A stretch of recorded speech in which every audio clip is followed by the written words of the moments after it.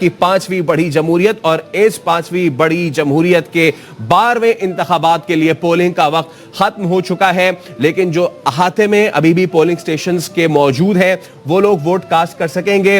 وجہ یہ بھی کہ 2 ایسے حلقے بھی ہیں کہ جہاں پہ 2 گھنٹے ایکسٹینڈ کیا گیا ہے وقت، اور وہاں ابھی بھی 2 گھنٹے مزید باقی ہیں پولنگ کرنے میں۔ لیکن اس وقت آپ کو عام خبر دے رہے ہیں، ملک بھر میں پولنگ کا عمل مجموعی طور پر تو پرامن رہا ہے۔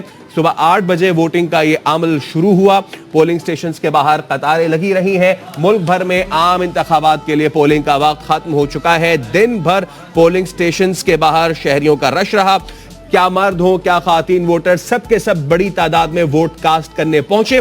الیکشن کمیشن نے لیکن گجرات کے 2 حلقے جو کہ NA-62 اور PP-28 کے 3 پولنگ سٹیشنز پر ووٹنگ کا وقت 2 گھنٹے بڑھا دیا ہے، اور ساتھ ہی ساتھ کچھ اگر چیدہ حلقوں کی بھی بات کریں تو NA-236 کراچی کا راشد منہاس روڈ، یہاں پر ہاؤسنگ سوسائٹی پولنگ سٹیشن کے باہر قطاریں لگی رہی ہیں، اور کئی حلقوں سے یہ شکایات بھی سامنے آئی کہ ووٹنگ گھنٹوں تاخیر سے شروع ہوئی ہے۔ الیکشن کمیشن کا کہنا ہے کہ غیر حتمی غیر سرکاری نتائج 6 بجے کے بعد نشر کیے جا سکیں گے۔ اور ساتھ ہی ساتھ یہ بھی دیکھنے میں آیا غالباً ملک کی تاریخ کے پہلی بار انتخابات میں ایسا ہوا ہوگا کہ جب انٹرنیٹ سروس کے ساتھ ساتھ موبائل سروسز بھی معطل رہیں، تعطل کا شکار رہیں۔